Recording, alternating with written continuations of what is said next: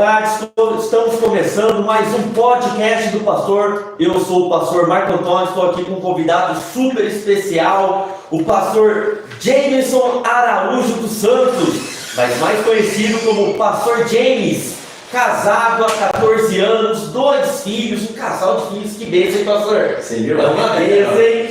Pastor há 6 anos, olha a formação dele, isso aqui é fora do normal, hein, essa formação aqui, hein, pastor? Eu só recebo aqui doutores também. Meu Deus. Meu Deus, hein? Formado na IBES, Faculdade Teológica Betel, Seminário Sangue nos Umbrais, que é o treinamento em libertação e batalha espiritual com o pastor Oswaldo Lobo.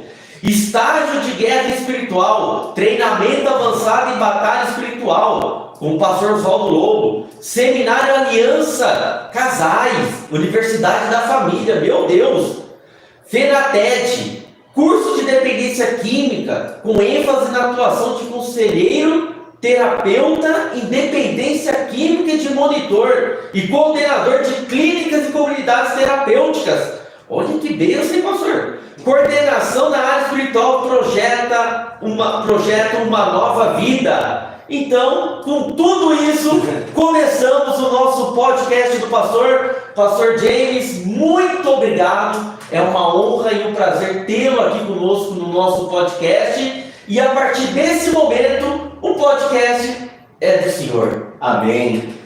Graça e paz a todos que nos assistem, nos acompanham, amigos, familiares, colegas.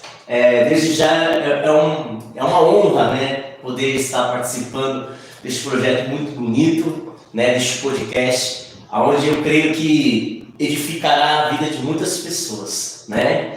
E eu quero iniciar aqui, né, falando um pouquinho, né, da minha vida, né, como as coisas acontecem ou como as coisas aconteceram. Bom, como foi dito, né, meu nome é Jameson, conhecido como Pastor James. Até tem uma história bem alegre, né, e engraçada com relação a James, por questão do quê, né? A gente começamos, né, no ministério, na caminhada cristã, e com um pouco de tempo, né, que estávamos ali estudando a palavra, tendo algumas oportunidades, as pessoas tinham um pouco de dificuldade para poder apresentar durante os cultos. Então, quando íamos falar o nome, né, vamos aqui apresentar o diácono na época, né, está conosco o diácono Jean, estão falando em línguas estranhas, né, e aí o pessoal dava risada, não conseguia às vezes pronunciar o nome, e aí ficou a metade do nome, que eu acho que ficava mais fácil. Então, o pastor James, ou o irmão James, e aí foi aonde começou, né, o chamar James, mas todos mais me conhecem como James do que como James, só o pessoal da família, os amigos mais chegados. Mas assim, eu estou com 38 anos, com essa carinha de 18, aleluia, como diz, né, essa carinha de 18, né, sou esposo da pastora Viviane, ao qual eu conheci muito cedo, né, meus 8 anos de idade. 8 anos você? Com 8 anos nós estudávamos juntos, fomos arqui-inimigos, né, nós éramos inimigos e hoje somos casados, né, então aquela questão, né, de um ditado que aquele que você odeia, você um dia pode amar, é verdade.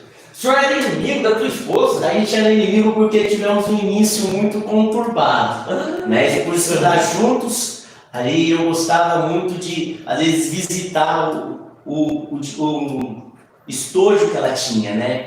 Naquela época, o pessoal comprava bala, chiclete, né? As meninas gostavam de fazer isso e pôr no estojo. Verdade. E eu visitava os estojos, né? E passava a mão, né? Pegava a bala, pegava a pirulito. Naquela época era assim, era pirulito Sete Belo, né? Sim, pode falar, mas assim, pode. Pirulito Sete Belo, Big, né? E aí a gente tinha também o chiclete que a gente fala que é o chiclete do rico, que era o Babalu. Babalu. O Babalu era um chiclete mais sofisticado. E ela era, sabe, muito bem assistida, né, pela mãe, pelo pai. Então, ela tirava uma onda legal, comprava coisas boas. Aí eu falava, vou aproveitar. Então, nessa de aproveitar, a gente criou essa inimizade. E com o passar do tempo, a gente acabou, né, se conhecendo melhor por intermédio do meu irmão. Para quem não sabe, meu irmão ele é gêmeos, né? Eu e meu irmão somos gêmeos. Você tem irmão gêmeos? Tem meu irmão gêmeos. Olha aí. E eu falo que é bem diferente, por ser placenta separada, né? Ele é mais fortinho, né? E eu sou mais bonito. Ele vai ficar bravo por causa disso. Mas meu irmão é lindo, assim como eu, e eu amo muito ele. Mas ele é aquele que ficou atrás do estômago, pastor. Ele ficou atrás do estômago. Ele nasceu mais fortinho, ele nasceu mais gordinho. Ia comendo mais. Ele comia sempre mais. E aí, por intermédio do meu irmão, né, ele começou a ter um lance, né, com a minha cunhada. Que eu tenho uma cunhada que tem a mesma idade que eu. E a minha esposa é 1 ano mais velha do que eu. E ele começou a ter esse namorico, né, com essa minha cunhada, e ele falou assim, meu, ela tem uma irmã, né, e nós, esse negócio de gêmeos, de querer fazer tudo junto, faz tudo junto, não, vamos lá, eu fico com ela, e você fica com a outra, e aí eu falei, então vamos. E quando chegamos lá, quem que era? Aí me liga. Aí no tempo eu falei, pronto, agora não sei o que eu faço. Hein? E aí ela me viu e falou, ok, mas nem se fosse o último homem, né, da face da terra eu ficaria. E aí a gente é homem com orgulho tocado, aí né, a gente fala, não, peraí. Agora que eu vou. Agora eu vou. Né? E aí eu falei, bom, eu vou fazer de tudo para conquistar o coração dessa mulher, dessa menina. E fiz, irmãos, foi difícil. Foi um tempo ali árduo, mas Deus honrou. E aí a gente iniciamos um relacionamento com uns 14, 15 anos, né? Nada muito sério, mas com o tempo, o amadurecimento foi ficando mais sério. E hoje nós estamos aí caminhando para 14 anos de casado, né? Vamos se dizer que nós temos 24 anos juntos, né? Desde o tempo de namoro até agora, né? No tempo de casado. Então são 24 anos juntos, saindo daí o fruto, né? Que são as minhas riquezas, que é a Luísa de 12 anos, minha filha primogênita, e o João Lucas, né? De 7 aninhos, que é o pentecostal da casa, é o que dá vida, é o que deixa a casa animada, agitada. A minha filha já é mais assim, tranquila, né? E a gente acaba vivendo essas experiências, né? Com a maternidade, com a paternidade. E eu falo que a Luísa, né? Quando ela veio na nossa vida, pastor, ela veio num momento muito crucial, né? Onde ela trouxe um amadurecimento muito grande, né? Tanto para mim quanto com o nosso casamento. Nossa, que bênção. Então eu falo que assim, a Luísa ela tem um chamado, né, na vida dela de transformar de fato o ambiente. E não é à toa que o nome dela, né, tem o significado portadora da luz, né? Portadora da luz. Ela trouxe luz para uns momentos da escuridão que a gente às vezes passa na vida. Verdade. E ela trouxe essa luz. Então, o João também é um filho também que veio numa época que a gente pensa que a gente já está mais tranquilo, estacionado, achando que não tem mais aquele pique. E Deus fala, não, tem pique, eu vou agitar as águas. Sua vida está muito calma. Está muito calma. E aí veio o João também para dar essa movimentação, né, e uma realização. Porque, né, eu tive sempre o desejo, pedia muito a Deus, né, que quando eu tivesse a oportunidade de constituir uma família, que o Senhor me desse a dádiva de ser pai de mulher e ser pai de homem. O Senhor desejava, sempre eu desejei, né? E esse sonho eu sempre coloquei, né, nos pés do Senhor. E quando a Luísa nasceu, pela minha esposa Viviane, era só a Luísa, né? Porque a gente sabe, às vezes a mulher ela passa por algumas dificuldades, né, durante a gestação. Sim. E a minha esposa, ela passou por um tempo ali de gestação um pouco conturbado, né? Para quem não sabe, como eu falei, por eu ser gêmeos, eu tive também a oportunidade de gerar gêmeos, né? A Luísa, ela era gêmeas, né? Ela era gêmeas. Só que no início da gestação, por a minha esposa ser um pouquinho pequena, né? Porque a minha esposa tem 1,55 m, então ela é pequena, ela é muito, né, franzina, então o corpo, né, entendeu que não teria espaço para gerar os dois fetos. E acabou, né, tendo um aborto espontâneo, se desfez de um e ficou com o outro, que é a Luísa. Então, tendo esse processo, né, de dificuldade na gestação, após o nascimento da Luísa, né, a pastora Vivi ficou mais, não quero mais filhos, uma só tá bom. E eu falava, Senhor, mas eu pedia, Pai, eu pedia para que tivesse um casal, eu queria ser pai, né, de uma mulher, pai de um homem, né, pai de uma menina ou pai de um menino. Porque eu sei que tem diferença. E sempre orando, né? E graças a Deus, a Luísa com 3 anos de idade, a gente fomos para um shopping, né? E no shopping, nós dando uma volta, ela viu aquelas bebê reborn. Bebê reborn muito idêntica a um bebê normal, né? Verdade. E aí, pastor, ela falou, aqui, compra um irmãozinho, né? E a minha esposa, não, filha, mas isso aqui não é de verdade.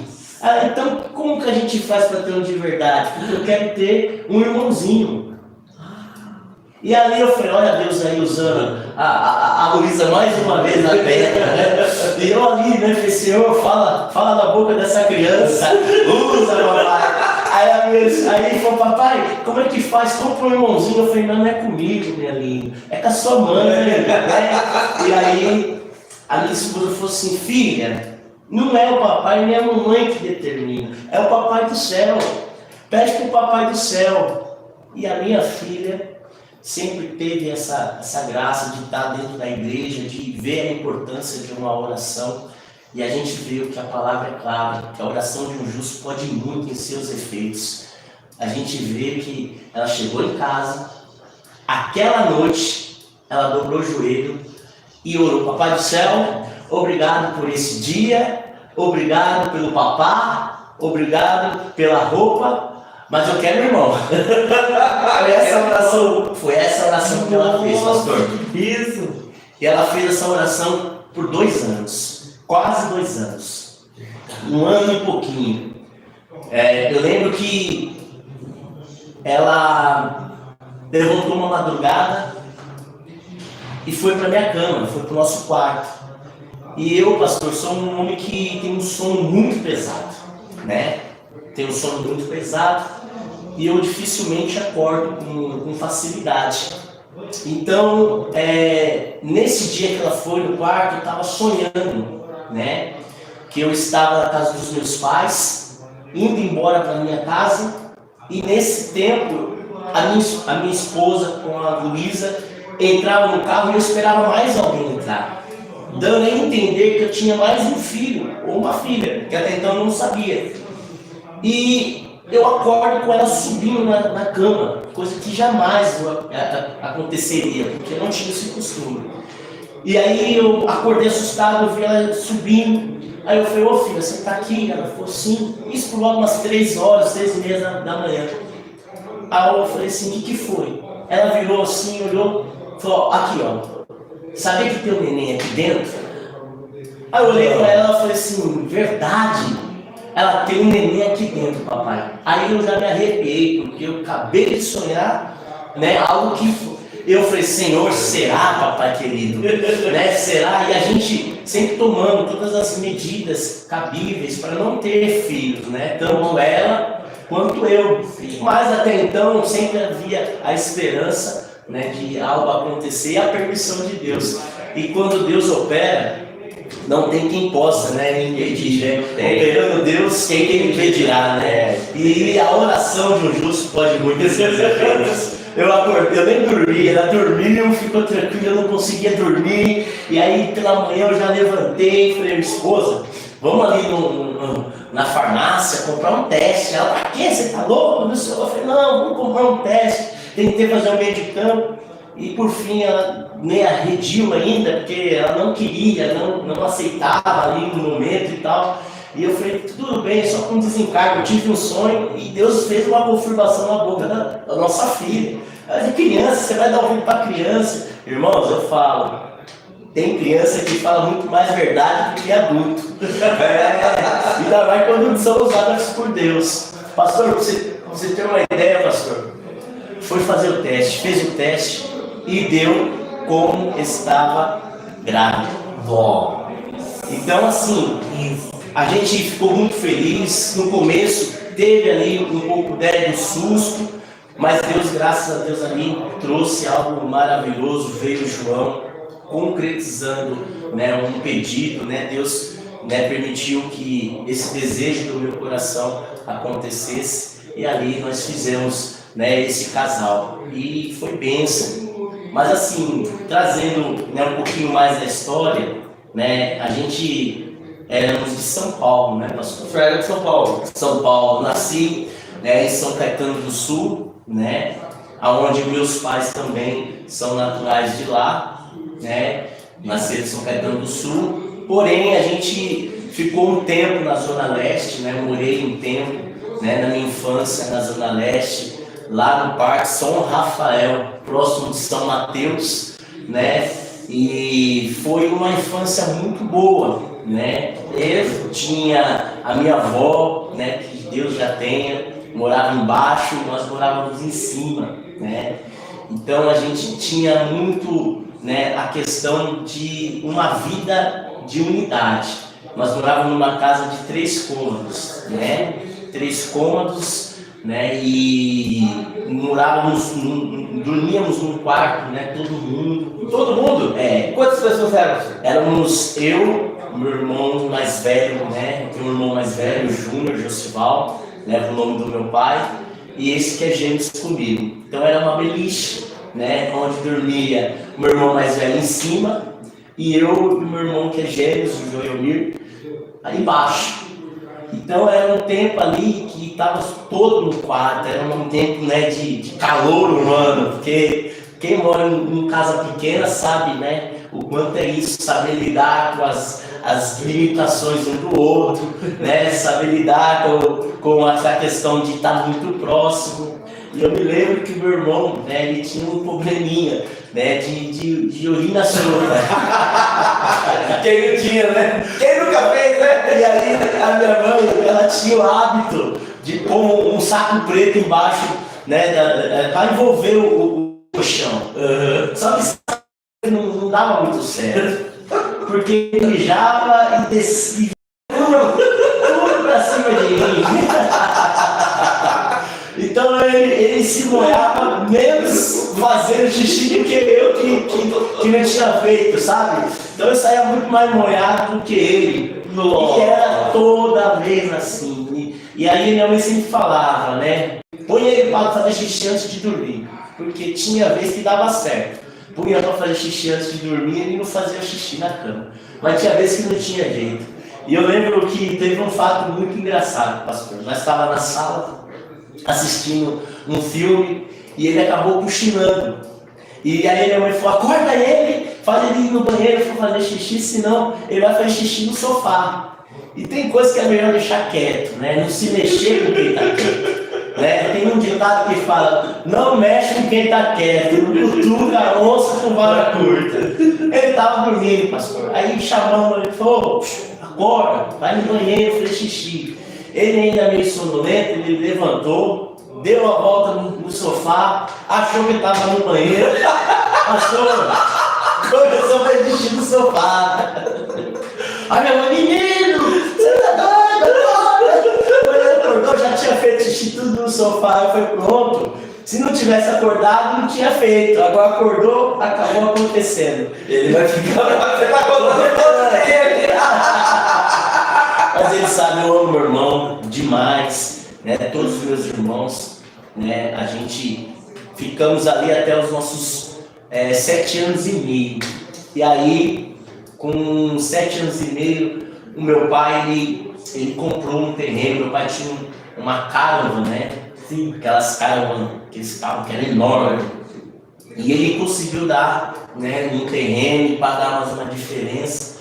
Meu pai, graças a Deus, sempre foi um homem que buscou, né, evoluir, sempre trouxe essa visão de evolução, de responsabilidade, né? Minha mãe sempre também, uma mulher promissora, uma mulher que estava ali sempre junto, né, sempre auxiliando.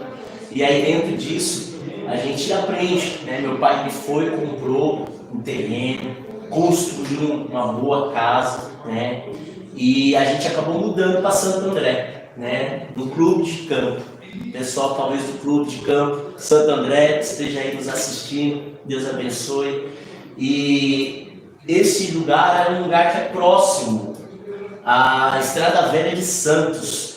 É Santo André, mas está divisa com Mauá e está divisa com São Bernardo. Então, ali a gente tinha acesso à praia, né? Nós tínhamos acesso rápido, né? À praia, à parte do litoral, né? E alguns lugares ali, né? Que são próximos à lagoa, à represa, né? No caso, represa de Guarapiranga, Biranes ali. Então, a gente sempre, né? Mudando para lá, eu comecei a ter uma infância genuína, né? Eu e meus irmãos, a gente começou a ter uma infância genuína. Por quê? Por mais que a gente tinha as nossas brincadeiras, né, na época que a gente morava com a nossa avó lá em cima, era um pouco limitado, né? Sim. Porque a gente tem que respeitar, né? Vó, a gente precisa respeitar. Então não dá para fazer muito barulho. E quando a gente mudou, a gente tinha um lugar vasto, né? Então tinha represa, tinha campo de futebol, tinha um lugar bem assim, bem aberto. E era um lugar que estava começando, um bairro que estava começando. E era um bairro de área manancial.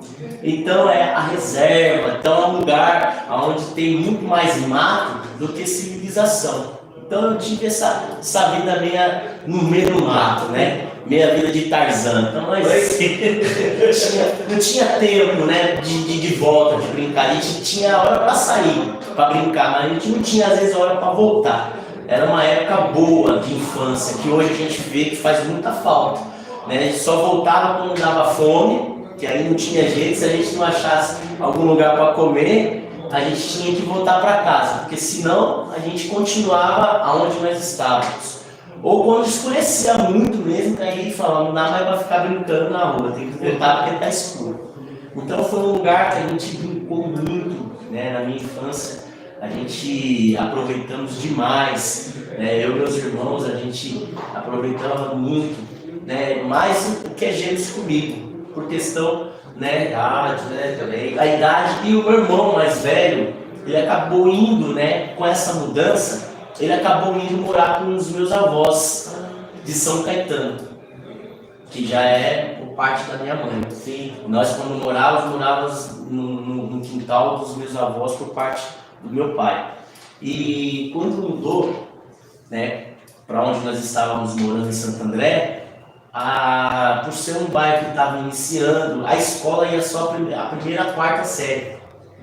E o meu irmão já estava, se eu não me engano, para a sexta série. Então ele teve que, infelizmente, ir para a minha avó para poder dar continuidade ao estudo, até que a escola lá se organizasse e voltasse a ter, de fato, todo o ensino fundamental, pelo menos.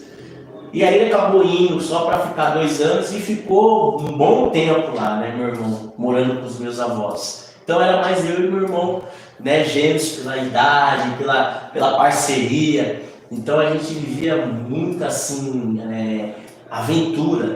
Que bênção. Nós não tinha medida, a gente era terrível. Nós quebrava telhado, quebrava janela, tocava terror na rua. E aí a gente sempre tem uma amizade isso aí que acaba contribuindo. Verdade. E aí a minha mãe, ela trabalhava, né? A minha mãe era funcionária pública do estado de São Paulo. E ela era tipo cozinheira, trabalhou um tempo como cozinheira numa creche, depois ela ficou como como se fosse tem um nome específico, mas ela seria uma nutricionista, né, dentro dessa creche, onde ela dava todas as medidas certas de leite, de comida, todas essas partes, né, de proteína, essas coisas.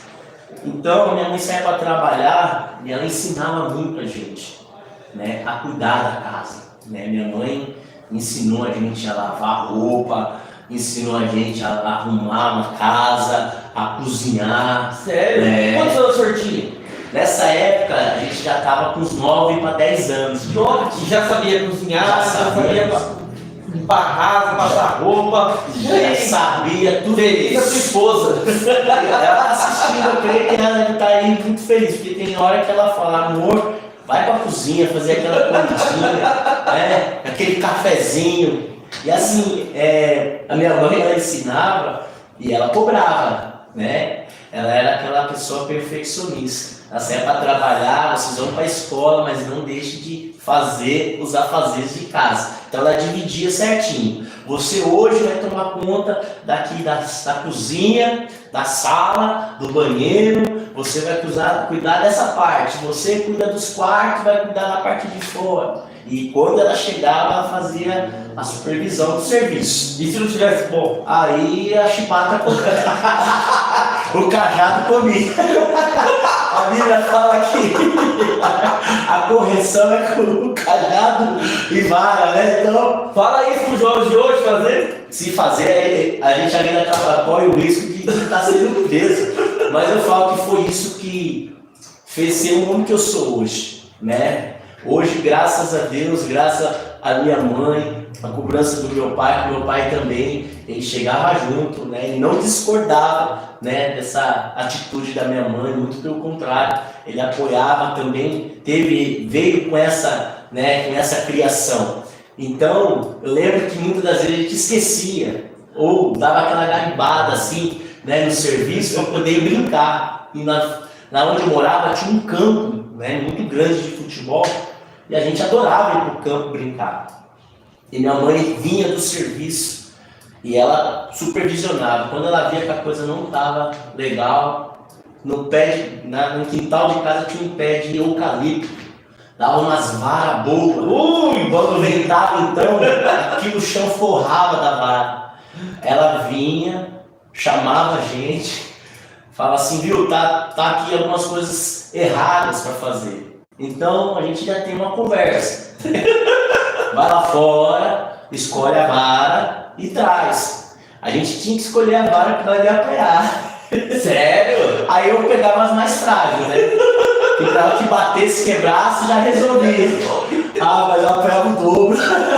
Que aí ela batia com o que eu escolhia e depois ia lá e pegava a outra. Mas assim, eu falo que era muito bom assim essa época, porque forjou a gente nos dias de hoje.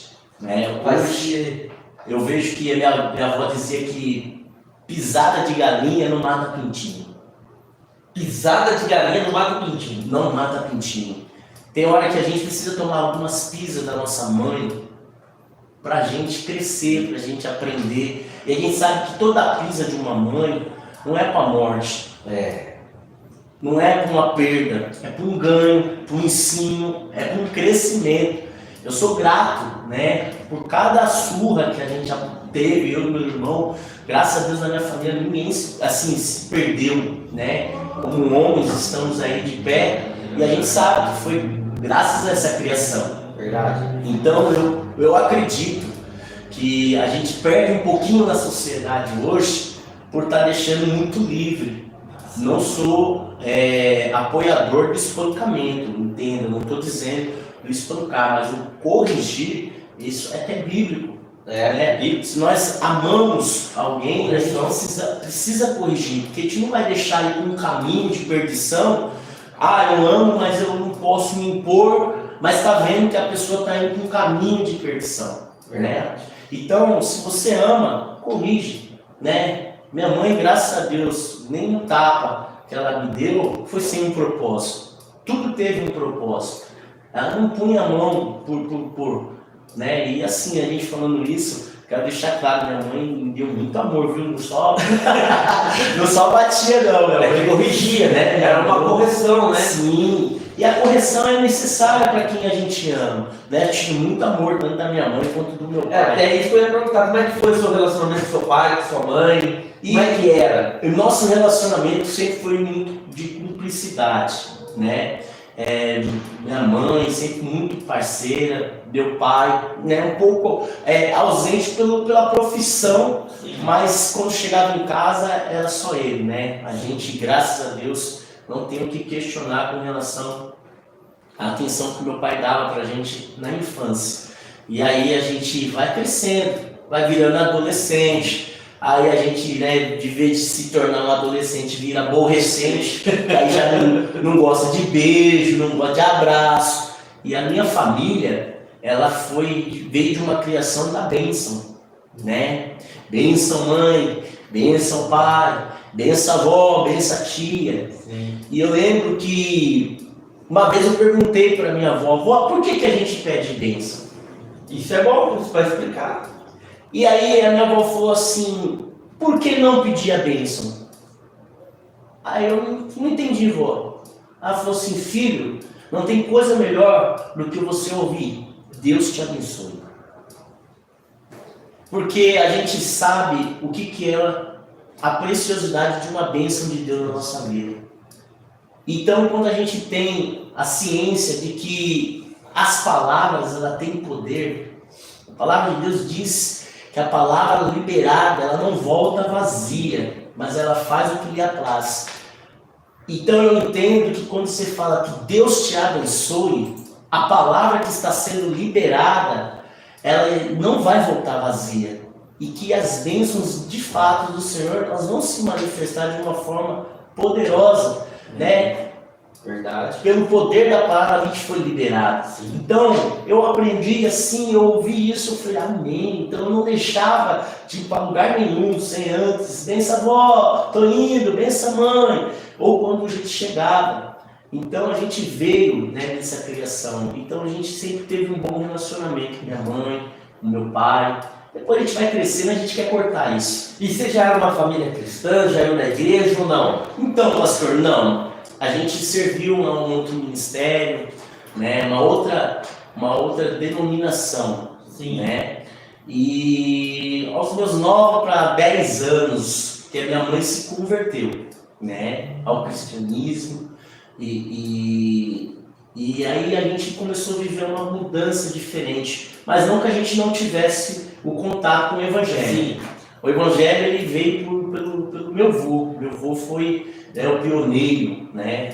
Foi ele que foi o morão aí da família, né? Que de fato colocou, né, até aí as próximas gerações dentro dos caminhos do Senhor. Que hoje a gente vê, né, não somente minhas tias que se converteram, meus primos, os filhos dos meus primos e os filhos dos primos dos meus primos. Então a gente vê que graças a Deus o Evangelho tem sido aí vivido no meio da família, mas iniciou, né, com o meu avô, né, um homem de Deus assim que a gente aprendia demais, um homem muito sábio, né, muitas coisas que hoje eu vivencio. Eu agradeço a ele, né, que Deus já tenha ele, né, em seus braços, mas a gente aprendeu muito. Meu avô era um homem muito sábio e através, né, desses contatos a gente ainda vai, né, pisando um pouquinho na igreja, um pouquinho no mundo, um pouquinho na igreja, e aí aos poucos a gente vai, né, se permitindo a viver, né, o que é o amor de Deus de verdade. Mas demorou. Eu fui entregar minha vida para Jesus de verdade com meus 18 para 19 anos. 18 para 19 anos. Sempre tive o contato, né, com a igreja, com o Evangelho, né, sempre tivemos, né, e íamos nos cultos. O meu avô não deixava um ano passar sem fazer o culto de ação de graça. Era Culto de ação de graça, pastor. um culto de ação de graça. Explica aí pro povo que não conhece o culto de ação. Acha que o culto de ação de graça é uma outra coisa. O que seria o culto de ação de graça, pastor? Esse culto de ação de graça, ele trazia, né, a importância de reconhecer todos os benefícios, né, tudo aquilo que Deus tinha feito, né, durante aquele ano na vida dele, no meio da família dele. E ele via como algo muito importante, até a Bíblia fala muito sobre a questão da gratidão, né? Então ele trazia como se fosse um culto de gratidão por tudo que Deus permitiu acontecer. E em tudo que ele falava, eu vou sempre falar, que não é somente as coisas boas.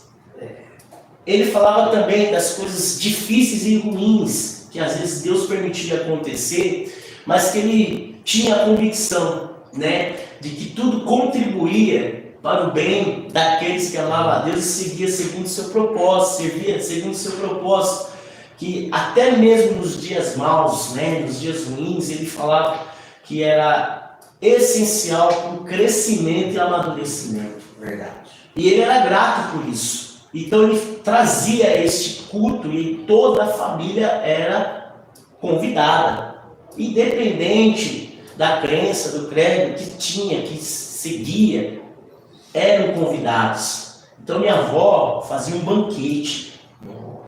Minha avó fazia um banquete. Minha avó deve estar assistindo, vó, Dona Liz, um beijo. E vai fazer 90 anos agora. 90 anos? Agora, mês de agosto. Oi, que bênção. Pensa. Já vai meus parabéns.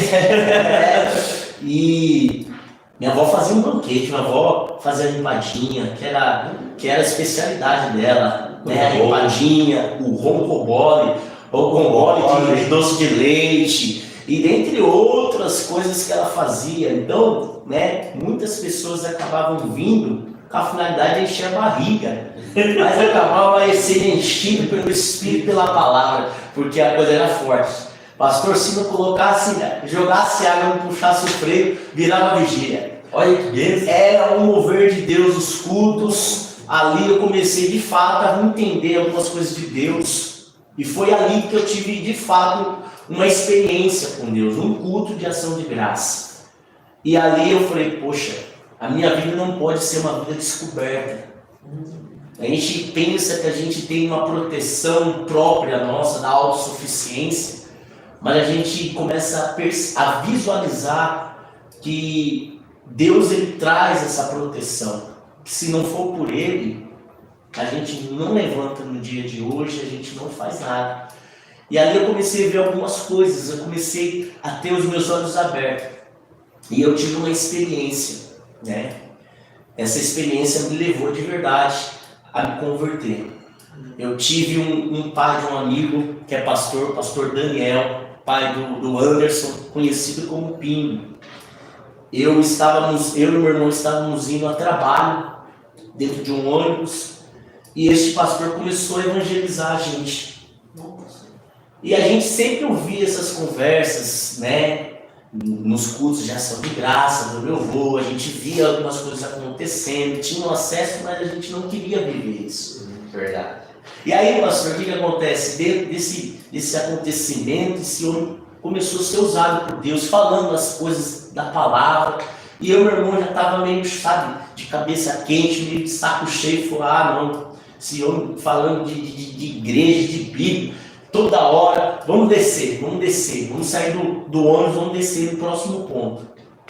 E nós estávamos indo a trabalho dentro do ônibus, e ele falando, conversando, nós decidimos levantar 4 pontos antes da gente chegar no nosso destino, para fugir do homem que estava falando. Escuta isso, gente. E nós puxamos a cordinha, né, do ônibus, damos o sinal, o ônibus parou e nós levantou rápido e desceu. Só que para nossa felicidade, o pastor desceu também. O pastor desceu também. Aí eu olhei pro meu irmão e falei, essa coisa foi frustrada. Esse plano foi frustrado. Mas é assim que Deus trabalha. O plano do homem se frustra, mas o plano de Deus não. Verdade. Por quê? Nós descemos próximo de uma rua que a gente conhecia lá em Santo André como Rua dos Bancos. E nós descemos, e esse pastor desceu atrás, e eu falei para o meu irmão, vamos fingir que vamos amarrar o tênis, para ele andar para frente e não vir falar com a gente. E aí meu irmão abaixou para amarrar o tênis, eu fiz ali aquela resenha, esse pastor passou à frente de nós, mas ele não progrediu. Ele deu uma enrolada nos passos. Eu falei, mas esse homem não anda, não distancia. Mas a gente não entendia. Mas aí a gente decidiu dar continuidade a uma caminhada. E esse homem, ele manteve uma pequena distância de nós. E chegando próximo de uma esquina dessa Rua dos Bancos, virou um ladrão. Tinha acabado de fazer um assalto num banco. Nossa! Correndo. E ele correndo para abrir caminho na calçada, ele deu um tiro. Quando ele deu um tiro de 38, calibre 38. Nossa. Eu lembro que esse pastor estava bem na nossa direção, na nossa frente. Ele deu um grito e caiu de joelho. E aí a gente, no desespero, já corremos, atravessamos a rua para o outro lado, foi um corre, e fomos para onde nós tínhamos que ir a trabalho, totalmente atemorizado. Vimos que ele tinha tomado um tiro, o pastor Daniel. E chegamos, trabalhamos, ficamos um pouco incomodados, mas no dia seguinte ficamos cientes que ele realmente tinha tomado um tiro, mas que não tinha morrido, um tiro a queima-roupa. E aí eu falei para o meu irmão virou e falou assim, Deus deu um livramento para nós. Eu falei, deu. E minha mãe tinha feito um convite, falou assim, vamos para o culto? E nós era dificilmente de ir para o culto. E eu falei para o meu irmão, vamos para o culto, porque Deus deu um livramento, vamos para o culto. E aí a gente foi para o culto, pastor. Chegamos nesse culto, sentamos no último banco, porque muitos, quando não tem muito compromisso, não querem um compromisso com Deus, nem com a palavra, quer se distanciar. Então ele sentou lá no último banco. E foi dando horário, o culto começou, oportunidades foram cedidas, mas ninguém sabia quem que era o preletor da noite. E vai daqui, conversa aqui, e estão dando ali algumas oportunidades, e nós ali por força ou espontânea pressão, de repente chega pastor Daniel, ele ia ser o preletor da noite. E ele vai à frente, prega a palavra, foi uma bênção a pregação do pastor, e no final ele falou, eu não posso deixar de entregar uma coisa para duas pessoas que estão aqui. E até então ninguém entendendo nada, ele aponta para mim e para o meu irmão, vocês dois aí atrás, vem aqui na frente, tem algo que eu tenho que entregar para vocês. Aí eu falei, pronto, vai vir com essas mentiras de profecia. A gente na incredulidade, na frieza, na dureza do coração. Mesmo vendo algumas coisas, ainda permanecendo duro no coração. Mandou a gente chegar lá na frente, chegamos, ele estende as mãos. Eu estendi a mão, meu irmão estendeu a mão e colocou uma mão sobre a outra. Aí ele tirou a bala, o projétil da bala, amassada, e colocou nas nossas mãos. Falou assim, toma. Era para vocês.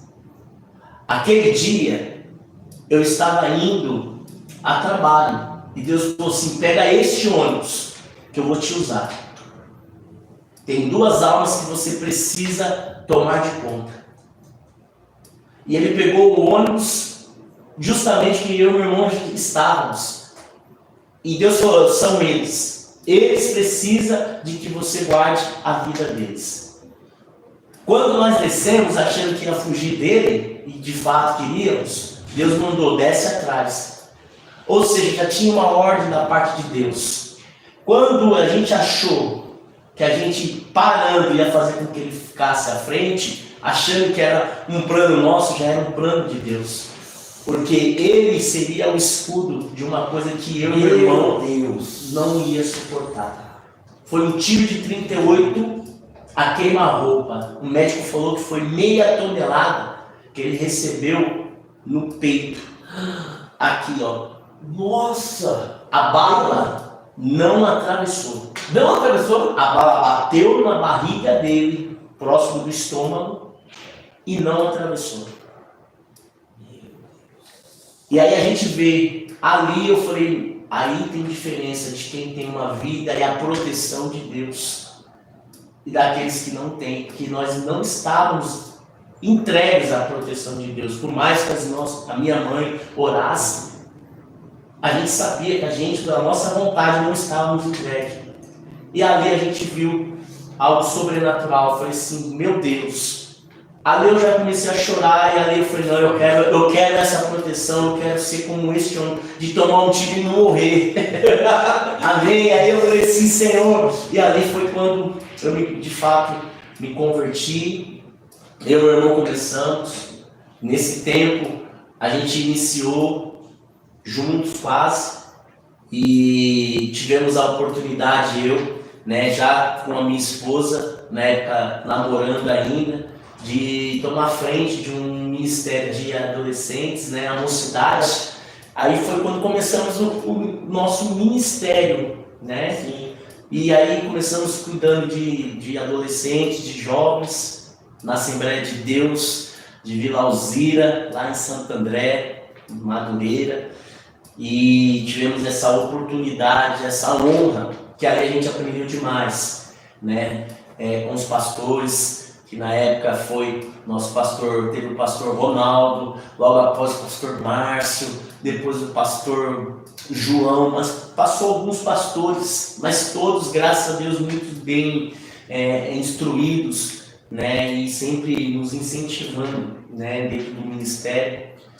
Dali a gente, cuidando de mocidade, começamos a crescer, desenvolver, noivamos, já estávamos planejando o nosso casamento. E Deus começou a falar, né, através de cultos, que Ele ia fazer comigo e com minha esposa, como fez com Abraão. Que iria tirar a gente do meio da nossa parentela. Ele ia nos colocar numa terra que Ele apontaria. E que nós seríamos pais de multidões. E aí a gente começou a ouvir essa profecia da parte de Deus. E a gente, dentro das nossas limitações, a gente fala, não quero isso não. Porque a gente ouvir, sair da família, largar a família. Ouvir que vai ficar longe da família. Ouvir que vai ter que cuidar de um rebanho. Então você já entende que você vai estar sendo chamado para uma ação maior, um compromisso muito grande.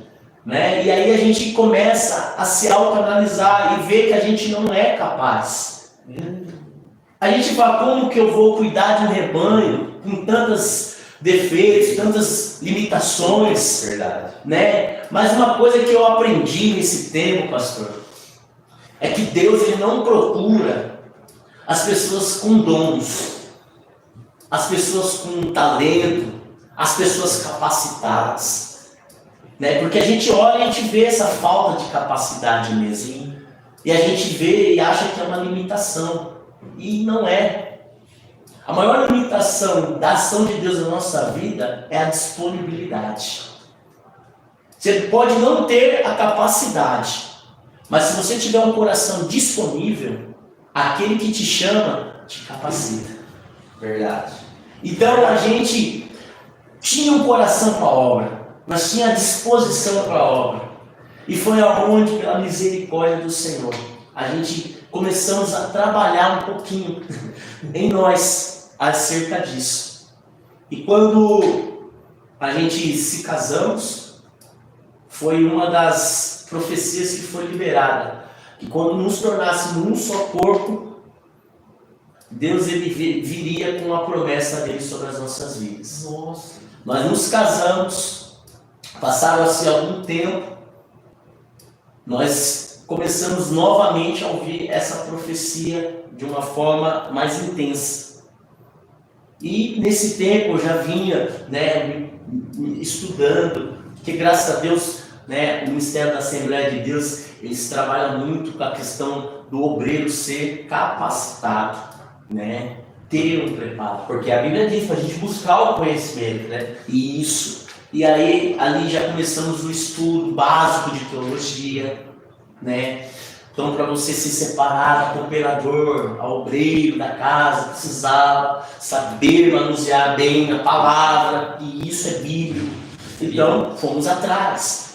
E ali a gente começou a dar início a um ministério pastoral, porque a gente às vezes pensa que ser pastor é da noite para o dia, e que é fácil, né? Não é. Todos os pastores sabem. E se perguntar para cada um se tinha o desejo de ser pastor, a grande maioria vai falar que não. É verdade. Porque uma coisa que eu vejo que é interessante, que Deus, Ele gosta de verdade. Eu falo que essa é a realidade. Ele faz a vontade dele, não a nossa. A nossa só entra com a vontade dele sendo cumprida quando está alinhada. Verdade. Mas acima de tudo, é a vontade dele e ponto. E assim eu me alegro porque dentro disso a gente foi aprendendo.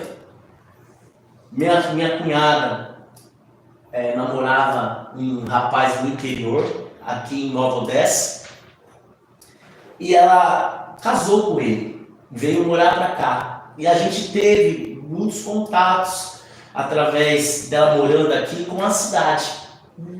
E aí saiu um empreendimento, né, de umas casas próprias, e uma das irmãs da minha esposa, que são 5, né, são 5 mulheres. 5 mulheres? 5 mulheres, coitado do meu sogro. Eu falo do meu sogro, quando ele morrer, é direto para o céu, é direto para o braço do pai, porque fora 5 filhos ainda tem a minha sogra, então são 6 mulheres na vida dele. E ele achando que ia ficar mais tranquilo, não ficou. Porque as filhas geraram outras filhas. Então tem muito mais mulher do que homem. Hoje são 9, né, 10 netas, né, 10 netos no total, aonde se tem 3 homens e 7 mulheres. 7 mulheres. 7 mulheres. Ou seja, Meu Deus. é difícil. Então, através da minha cunhada, aqui ela falou desse empreendimento e uma das irmãs mais velhas da minha esposa falou, eu vou lá, né, vamos empreender um dinheiro. E eles vieram para comprar uma casa, uma unidade aqui, né, em Nova Odessa, e perguntou para a gente se a gente não queria vir de São Paulo para passear, para fazer companhia para eles. E nós falamos, tudo bem, vamos. E viemos para cá. Nisso que viemos para cá para fazer companhia, nós não tínhamos pretensão nenhuma de adquirir um imóvel aqui, né? Não tínhamos pretensão nenhuma. Porém, né, chegando aqui, nós fomos visitar o stand, né? Tinha um vendedor lá e ele era um homem, né, de Deus. Que ele olhou para nós e falou, opa, tudo bom, família abençoada, tal. Eu falei, esse homem tem alguma coisa diferente. E a minha cunhada fez todo o trâmite, foi lá, escolheu a casa que ela queria, dentro do quadro de unidades, enfim, mais de 300 e poucas casas, né, era um bairro planejado, e, enfim. E fizeram um negócio e o vendedor falou assim, e a sua casa, querido? Você não vai vir escolher? E eu falei, não, querido, fique em paz que eu já tenho a minha casa. E ele falou assim, você tem a sua casa? Tem, mas a casa que você tem não é sua. Porque eu construí no quintal da casa dos meus pais. E aí eu olhei e falei assim, tem coisa aí, esse homem tem algo de Deus. Então eu percebi, né, algo da parte de Deus já ali. Eu falei, a casa que você tem, mas não é sua. Ainda não é sua. Nem escolher sua casa. Eu falei, não tem como. Naquela época, eu tinha, né, feito uns pagamentos com um cheque, emprestei uma folha de cheque, né? Infelizmente a gente quer fazer a coisa boa e às vezes acaba se prejudicando. Emprestei uma folha de cheque, uma pessoa, e essa pessoa acabou me sujando o nome por conta dessa folha de cheque. E era valor pequeno, coisa de 100 e pouquinhos reais. Mas precisava apresentar o cheque, teve uma série de coisas que acabou me prejudicando o nome. E por conta disso eu falei, não dá para fazer um financiamento na minha cabeça. E esse rapaz, vem aqui, vem tentar, vamos fazer. Eu falei, irmão, não dá. De tanto eu me falar, eu falei, Senhor, vou dar essa oportunidade para que ele pare de encher o saco. E ele falou, olha, aqui no quadro de casas que tem aqui no bairro, se você fosse escolher uma unidade, qual você escolheria? E eu falei, olha, eu não estou afim, mas se eu fosse escolher, eu escolheria essa. Quando eu apontei, a casa me deu risada. Aí eu falei assim, que foi? Qual é a graça? Ele, você combinou com a sua cunhada? Eu falei, não. Porque você escolheu a casa germinada com a dela. A casa do lado. Ou seja, de 300 e poucas casas, a chance de eu escolher uma casa do lado dela sem saber. Aí eu falei assim, tem coisa de Deus aqui. Ele dá os seus documentos. Eu falei, meu pai amado, dá os documentos, vamos fazer uma simulação. Eu falei, vai lá para quebrar a cara, para voltar triste. Top, para me deixar em paz. Mas ele foi, pastor, e voltou um tempinho depois com um monte de papel. Falou, tá aqui. Simulação aceita, tudo certo, é só assinar e aí é com vocês. Nossa! Aí eu falei assim, meu pai, eu olhei para minha esposa, a minha esposa olhou para mim e falei assim, tem a mão de Deus aqui nesse negócio. Amém. Assinamos e começamos a pagar a construtora, todo aquele processo, estando lá. E eu, por ser funcionário público federal, eu tenho a facilidade de transferência, de unidade dentro da região, dentro do território nacional, E aí eu falei, bom, o interior é uma cidade boa para se morar. Então o que eu vou fazer? Eu vou na minha empresa pedir uma transferência, E essa transferência normalmente ela demora de 3 a 4 anos. Então vai dar mais ou menos o tempo certo de quando a casa for entregue, o tempo certo de eu já ter pensado, de me ter estruturado, para a gente qualquer coisa ir para lá, morar para lá. E foi isso que eu fiz. Fui na empresa, entrei no sistema para fazer o processo de transferência, me cadastrei, tinha mais de 18 pessoas na minha frente, Então pelo cálculo lá daria mais ou menos de 3 anos a 2 meses de espera. Então eu fiquei tranquilo, com 4 dias. 4 dias que eu tinha feito pedido, aconteceu algo. E antes de acontecer, ele tinha ido num culto. E uma irmã foi usada, falou assim, eu vejo vocês de malas prontas e cumprindo aquilo que Deus já tinha ordenado na vida de vocês. E eu não entendi, Com 4 dias, cheguei numa sexta-feira, eu fiz isso numa segunda-feira ou terça-feira, a gente teve o culto, na quinta e na sexta eu cheguei na empresa e falaram para mim, olha, o seu processo de transferência saiu. Não sei o que aconteceu, nunca aconteceu isso. Com 4 dias ele está aqui. Meu Deus. Só que eu vou te falar, se você não aceitar, você não sabe quando que vai ter para você essa oportunidade de novo. Porque você vai sair do esquema, do sistema de transferência, fica 3 meses, se eu não me engano, fora. Só depois de 3 meses que o seu nome volta no último lugar. E aí não se sabe. Aí eu falei, agora? E Deus já tinha falado. Eu falei, então, Deus, vamos fazer segundo a sua vontade.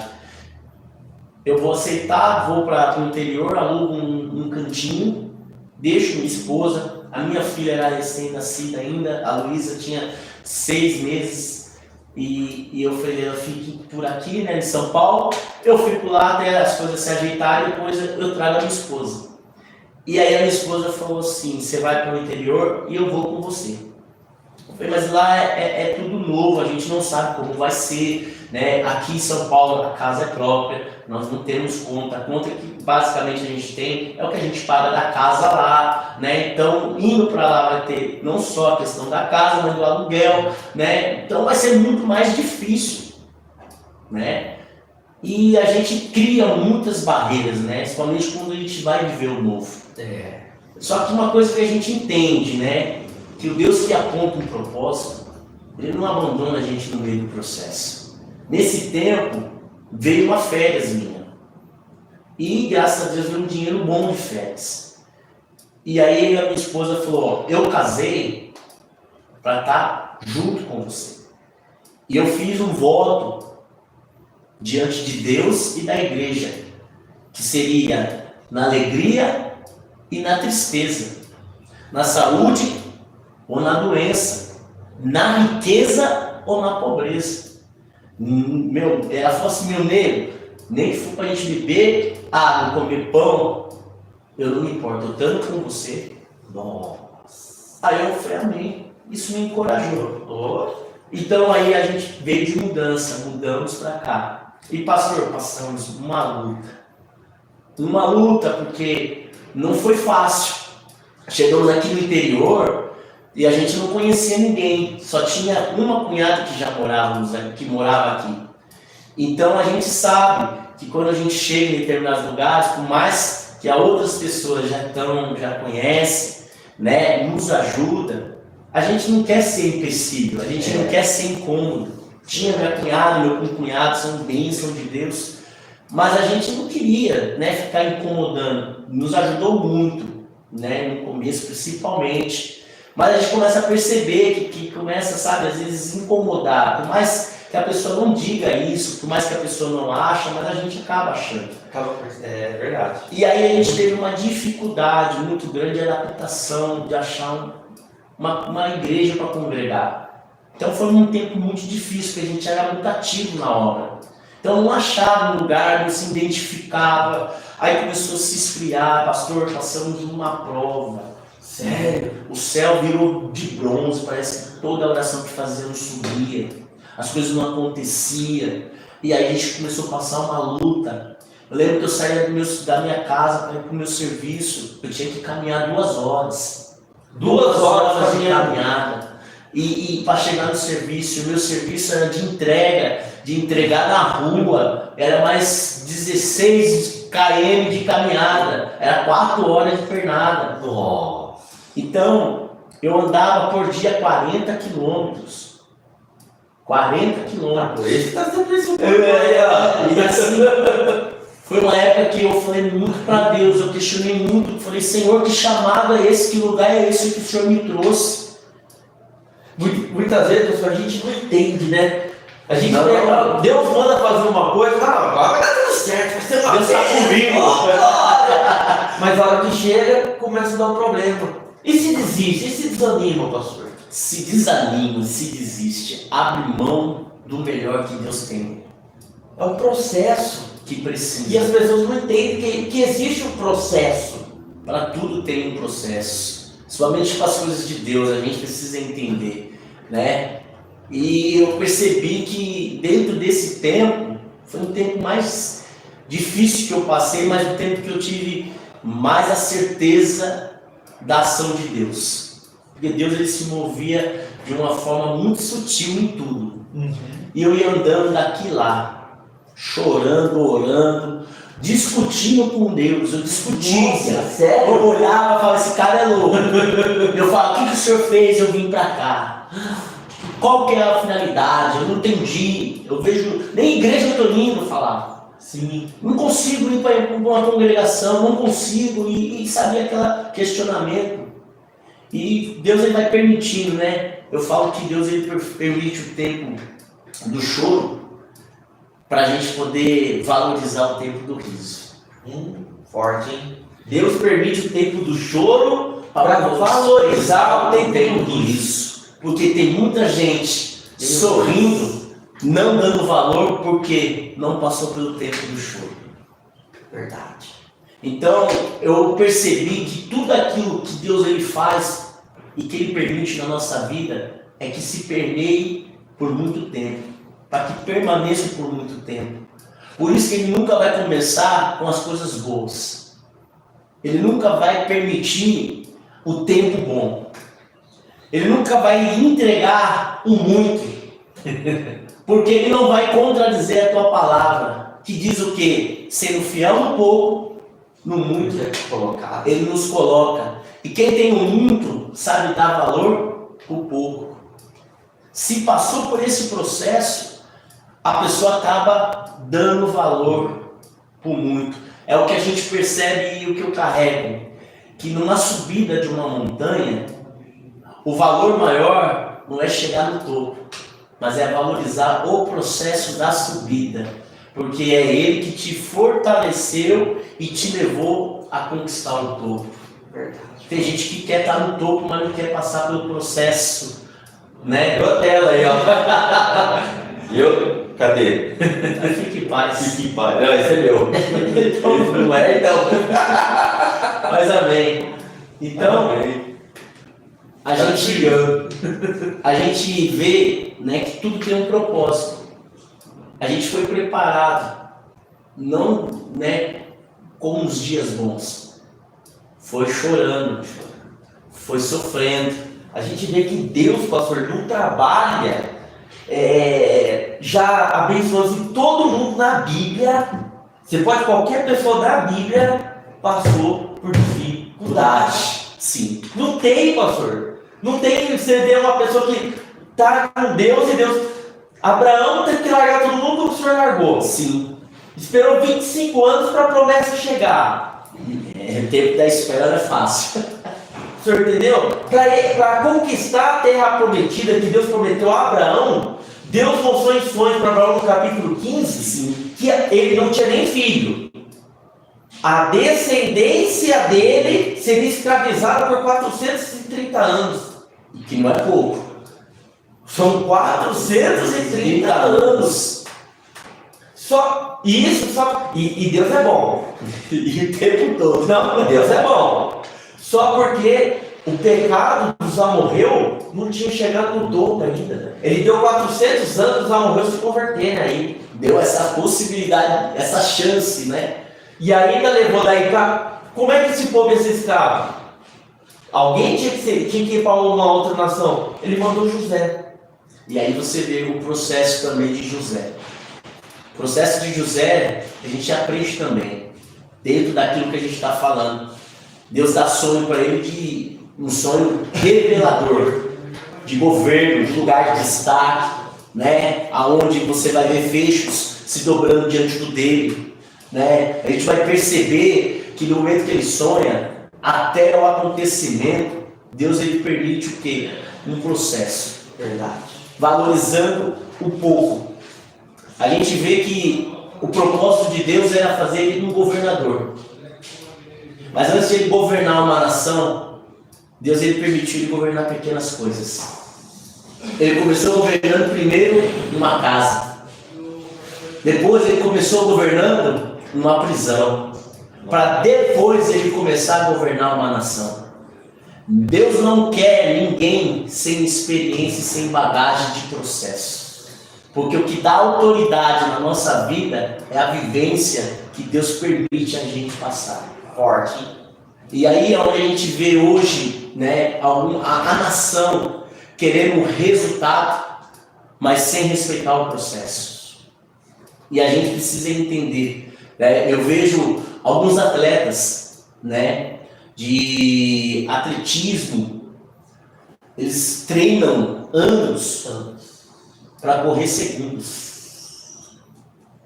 E tem gente que quer em segundos impactar anos. Nossa, é difícil.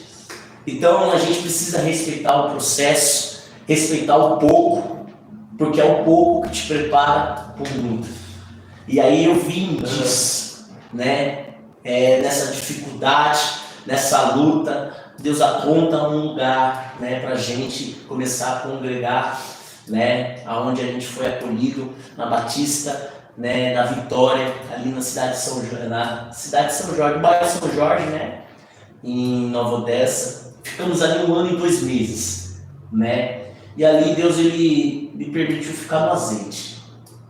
De todo ministério a gente entra, a gente quer trabalhar, a gente quer fazer, mas antes de você falar, a gente tem que aprender o tempo do ouvir. Então, uma coisa que eu tive ali foi essa experiência, né? Eu tive um tempo do falar demais, mas não estava tendo tempo do ouvir. Então Deus ele permitiu nesse 1 ano e 2 meses ali na Batista da Vitória o ouvir, o aprender, o absorver.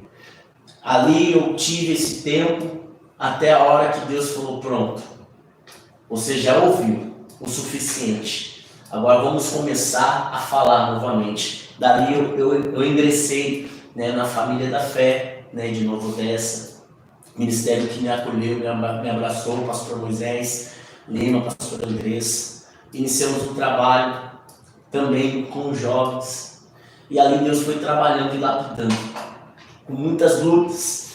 Tivemos um tempo, né, num salão, acabou não dando muito certo, né, a questão do salão, teve a questão do querer fechar a igreja. Aí, dentro dessa questão, Deus trouxe uma palavra profética, aonde nós teríamos que nos colocar como Ur e Arão diante, né, de uma situação com os nossos pastores, de erguer as mãos, de sustentar as suas mãos, para que assim o povo continuasse vencendo, para que uma igreja vencesse. Ele, como um líder, precisava de apoio, e a gente buscou dar esse apoio para que o trabalho desse continuidade. E aí a gente iniciamos os cultos na casa do próprio pastor Moisés por um tempo, até achar um lugar para a gente poder dar, né, seguimento à igreja, ao ministério. E ali Deus continuou trabalhando na minha vida, na vida, né, do Roberto, do Alan, são amigos que espero que esteja assistindo. Um abraço para vocês, pastor Moisés, pastor Andrés. Enfim, dentro desse quesito, né, chegamos ali na Família da Fé, né, aqui no Alvorada, teve uma aliança, né, e ali Deus trabalhou todo, né, fez algo muito poderoso, e iniciamos ali novamente, né, ativos no trabalho com jovens, e ali Deus foi nos honrando, a gente foi, né, nos preparando, muita luta, né, o início de todo trabalho ele é árduo, mas, né, o sábio Salomão diz em Provérbios que o fim das coisas são melhores do que o início dela, né? Então a gente começamos a ter uma dificuldade no início, mas a gente foi vendo a mão fiel do Senhor, né, no meio deste processo. E aí a gente saímos, né, dos jovens, líderes de jovens, começamos a trabalhar com os adolescentes. Deus foi dando uma graça, começamos a ter essa movimentação, e Deus nos capacitando, lutas, batalhas, conseguimos ali alcançar uma faixa de 250 adolescentes. Nossa! Né? E ali, para a honra e glória do Senhor, muitos adolescentes, jovens sendo alcançados, veio o reconhecimento e a unção pastoral. E ali a gente, né, entramos naquilo que Deus já tinha determinado, né? E seríamos pastores que cuidaríamos ainda, né, com maior intensidade de vidas, de almas, como assim a gente já vinha fazendo. Dali a gente paramos, né, o ministério de adolescentes, foi passado, né, para uma outra liderança, e a gente começou a ter um trabalho, né, mais missionário, mais evangelístico. Então começamos os cultos nos lares, né, e aí trabalhar com as famílias. E aí dentro deste trabalho Deus foi nos honrando, e a gente ficou ali por volta de uns 5 anos, 5 anos e meio, né, trabalhando, né, com essas famílias. E dentro deste ministério da Família da Fé, né, do nosso pastor Josimar Fonseca, que é um homem de Deus, um beijo, pastorzão, nós tivemos essa bagagem, né, para poder estarmos hoje servindo a um outro ministério, né? Deus ele deu uma direção para nós, né, falou aos nossos corações, e a gente em oração, né, viemos para o ministério Uma Nova Vida, né? E a gente é honrado por todos os lugares que nós passamos, por todos os pastores que nos auxiliou, nos pastoreou, nos ensinou, né? E hoje nós estamos aqui, né, no projeto ou no ministério, né, Uma Nova Vida, com o pastor Ricardo, pastora Janilde, meus pastores, que eu amo muito, né, que nos ensina muito a cada dia o valor da mesa, o valor da comunhão, né, o valor do discipulado, de estarmos juntos, porque isso é o que a palavra nos aponta.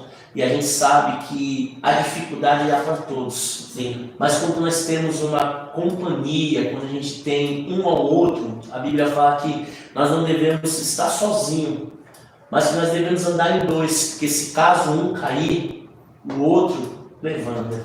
E é dentro desse princípio que a gente tem rompido. E aqui, né, no Ministério Uma Nova Vida tem um projeto, né? Este projeto é um projeto onde, né, nasceu no coração do nosso pastor Ricardo, pastor Janilde, aonde eles entendem e valoriza a transformação de pessoas, né? Hoje o projeto Uma Nova Vida, ele trabalha com adictos, né, com pessoas com dependências químicas. E aqui tem sido feito este trabalho de libertação, de restauração de vidas e de homens. Então a gente hoje trabalhamos aí, né, com uma faixa de 50 alunos, 50 vidas que buscam uma transformação, uma libertação, e tudo é pela misericórdia de Deus e a ação do Senhor e a palavra. A gente sabe que nós, por nós mesmos, não teríamos esse poder, mas Deus é aquele que tem o poder de transformação e de restauração. Então, dentro deste projeto, a gente busca muito, né, a questão do apoio espiritual, a orientação espiritual que é passada para eles com base no Evangelho. Aqui nós não trazemos a questão da religiosidade, da religião. Aqui se prega o Evangelho, da transformação, do arrependimento, né? Então é Cristo. A gente sabe que se não for Cristo, não tem jeito.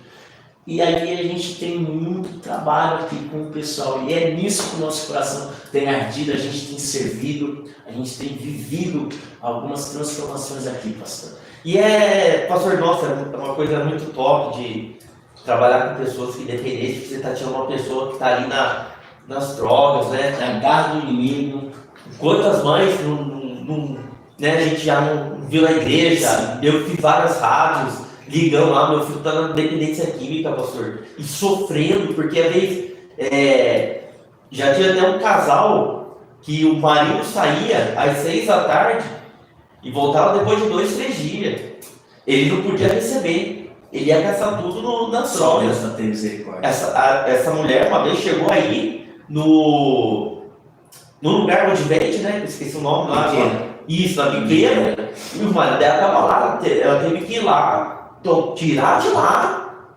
E eles iam matar ele lá, porque ele estava devendo tudo, teve que ir lá. Então, o sofrimento de uma família, pastor, na dependência química é muito grande.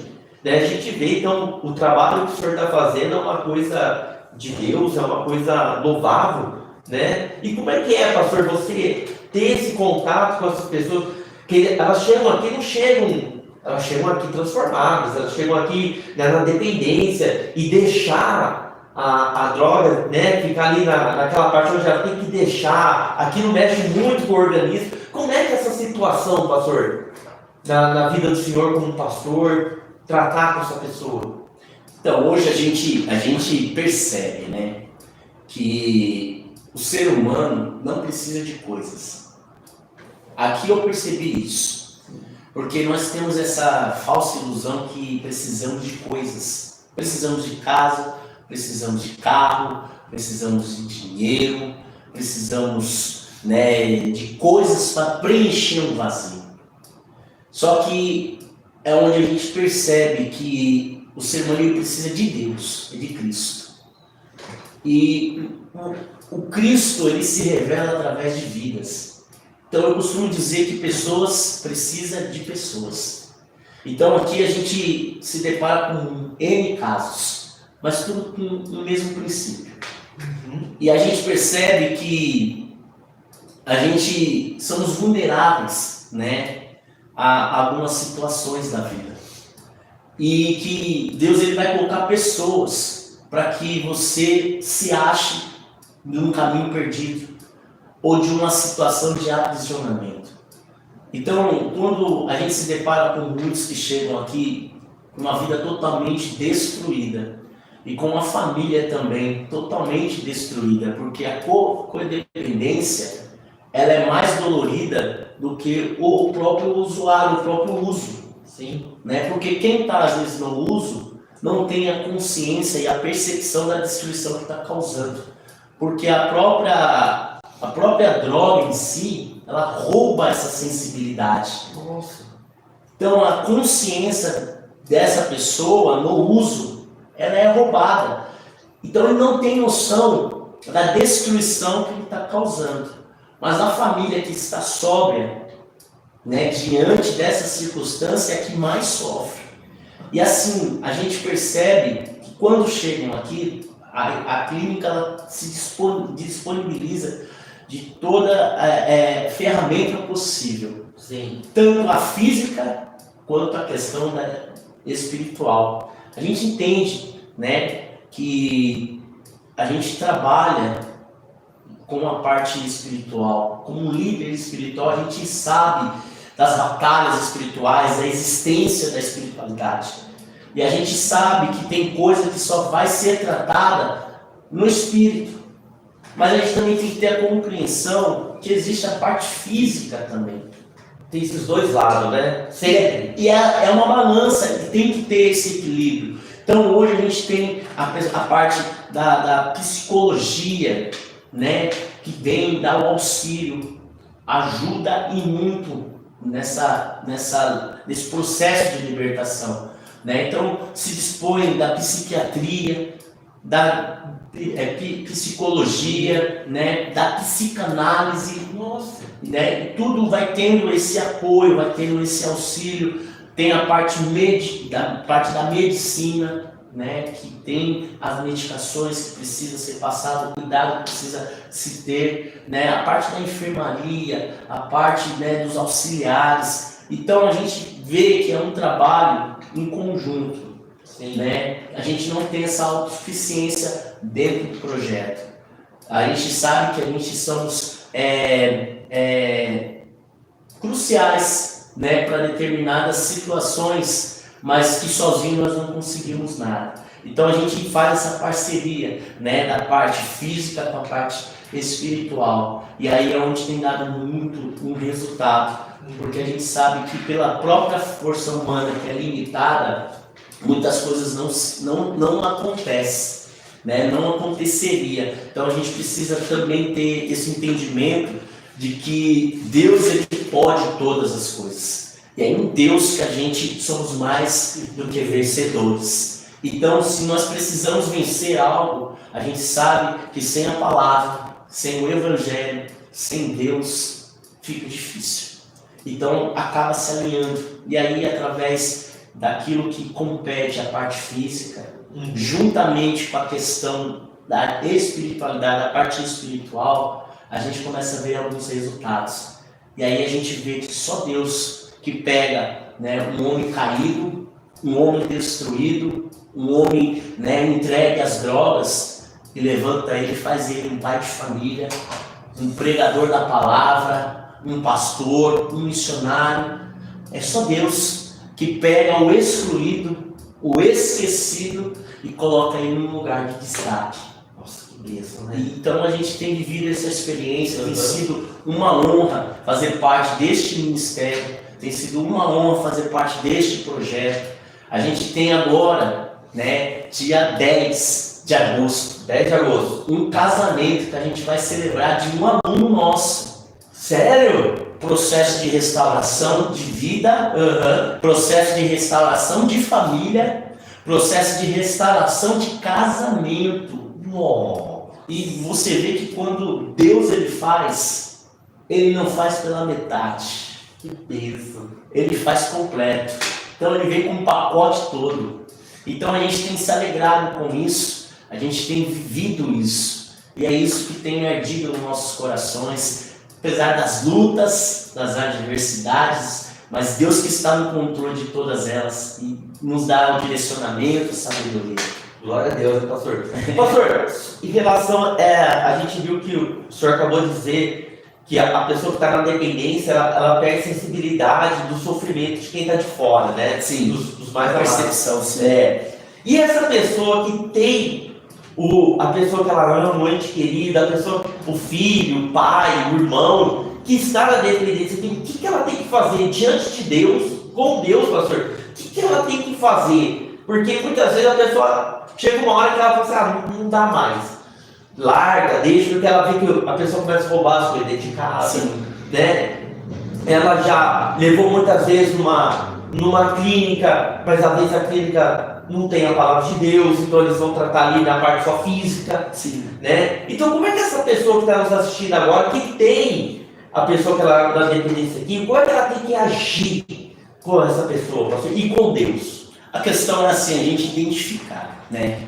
Tudo tem um princípio, né? E este princípio, ele tanto tangeia a parte física como tangeia a parte espiritual. A gente precisa entender e não cancelar nenhuma dessas duas partes, né? A gente às vezes foca na parte física e negligencia a parte espiritual. Ou a gente às vezes foca na parte espiritual e negligencia a parte física.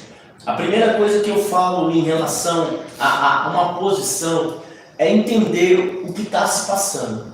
É buscar a compreender e ter a questão não só da empatia, mas da compaixão, né? Da questão de se colocar no lugar, mas não só de se colocar no lugar, mas de sentir aquela dor. Então, quando eu vejo essa questão, eu vou olhar para a pessoa que está sobre, né, as garras do vício com um olhar diferente, não com um olhar marginalizado, não com um olhar de acusação, porque a gente às vezes, por ter tanto prejuízo por quem está no uso, a gente não consegue mais olhar para aquela pessoa como um ser humano, a gente olha como um bicho, como um inimigo, e aí é onde a gente cancela em nós a ação de ajudar, de estender as mãos. Então a primeira coisa que eu falo é de fato, de mudar o olhar para essa pessoa, para que você tenha uma atitude que vai contribuir para a mudança, não uma piora. Então, mãe, pai, esposa ou esposo, filhos, que tem aí pessoas que estão aprisionadas nessa situação, tem que ter esse olhar. O olhar que é uma pessoa que precisa de ajuda. A segunda coisa é saber o lugar da onde você vai pedir ajuda. Porque isso é crucial para que essa questão, essa situação, ou ela se resolva, ou ela piore. Então, o lugar da ajuda define essa situação que a pessoa está passando. E eu até tenho, assim, vem no coração a questão da passagem do primeiro milagre de Jesus. Onde lá no capítulo de João, 2 de João, vai falar, né, que ele é convidado, Jesus é convidado para um casamento, e o vinho acaba. E a Bíblia vai dizer que tinha quem? Jesus na festa, e tinha o mestre Sala também na festa. O mestre Sala é aquele cara que é especialista em vinhos, né? Ele tem essa questão do conhecimento do vinho. E o vinho acaba. E a mãe de Jesus vai pedir ajuda para quem? Para quem tem conhecimento do vinho? Não. Vai falar para quem? Para Jesus. Por quê? Porque o mestre Sala tinha conhecimento do vinho, mas a situação não era para conhecer o vinho. A situação era para causar um milagre de transformação. Transformação da água para o vinho. E quem tinha só esse poder? Jesus. Então, ela não buscou a ajuda no lugar limitado. Ela buscou ajuda no lugar que é extraordinário, porque Jesus ele é extraordinário. Então eu entendo que o lugar que você busca a sua ajuda define o seu resultado.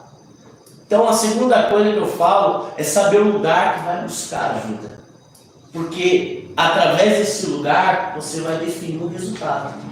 Então busque, pesquise lugares que possam te dar este apoio, mas com algo verdadeiro, porque hoje nós vivemos um mundo muito de fake news, né, de aparência. Então não fique na limitação do ler, mas vai até o lugar.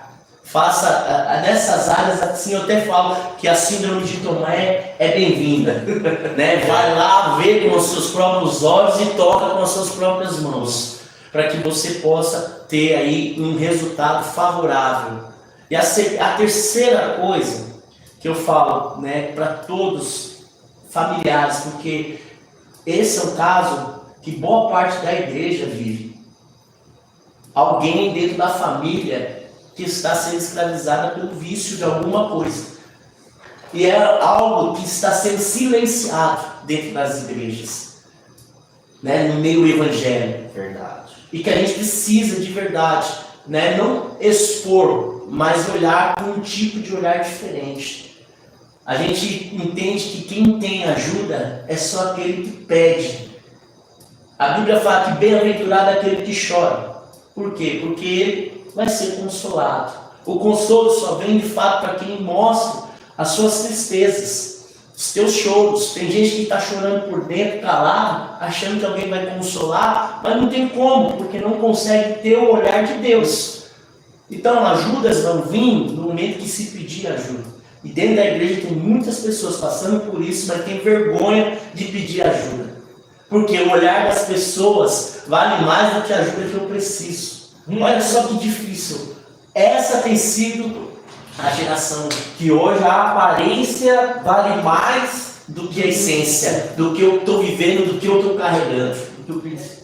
Então, hoje eu falo, graças a Deus, tem lugares que estão totalmente amparados, preparados para auxiliar e ajudar. Só que precisa ser identificado. Né? Temos essa realidade, mas é uma realidade que pode ser mudada, pode ser transformada. Então hoje a gente vê, né, pessoas entrando aqui, pastor, sem nenhuma perspectiva de vida. É dessa forma que eles entram mesmo, pastor? Sem perspectiva nenhuma. A questão deles é só a viver com uso. Eles perdem totalmente o que é o bem-estar de estar com a família. Eles perdem totalmente o que é o bem-estar de estar com o filho. Eles trocam tudo isso pelo momento. E a gente às vezes consegue assemelhar as gerações que a gente muitas das vezes vê dessa forma, que prefere um tempo, né? Eu falo um tempo passageiro de sucesso do que uma vida de fama. Eu falo que assim, vale muito mais, né, uma vida de fama com Deus do que um tempo de sucesso no mundo. Então, não troca o que é permanente por algo passageiro. E eles acabam trocando e acabam sofrendo. E sofre eles e sofre a família.